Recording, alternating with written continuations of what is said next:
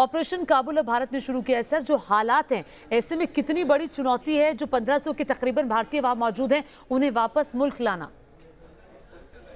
जी, आपने बिल्कुल ठीक कहा। ये बहुत बड़ी चुनौती है क्योंकि जो 1500 भारतीयों का आपने जिक्र किया, उनकी सिक्योरिटी और सेफ्टी अहम है। और जिस प्रकार से अफगानिस्तान के अंदर में जो स्थिति है वो बिगड़ रही है, जो तालिबान के ऑफेंसिव अटैक है, उनकी रफ्तार बढ़ गई है। और जिस प्रकार से उन्होंने 34 प्रोविंसेस में से 8 प्रोविंसेस के ऊपर में लगता है कब्जा कर लिया है। और जो आपने बात की थी मजार शरीफ, उस इलाका, और ये इलाका बहुत अहम है।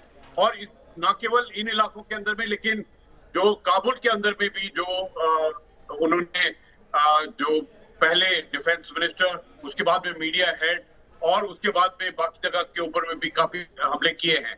और देखिए, एक जो इससे जो आम सिविलियन है उसकी जिंदगी के ऊपर में बहुत ही बड़ा संकट आ गया है अफगानिस्तान के अंदर में।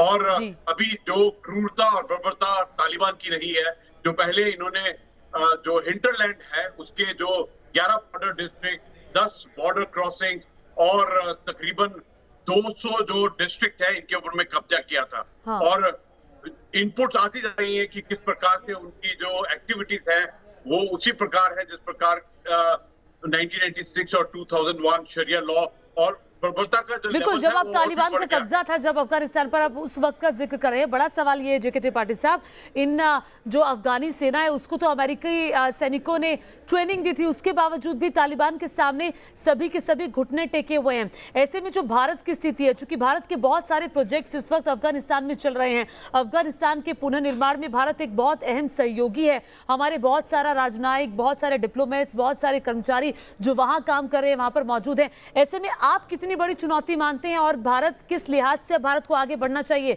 भारतीयों को यहां लाने के लिए? देखिए, आपके प्रश्न के दो पहलू हैं। एक तो ये कि भारत के जो प्रोजेक्ट चल रहे हैं और दूसरा भारत के जो लोग वहां पर हैं, डिप्लोमेट समेत।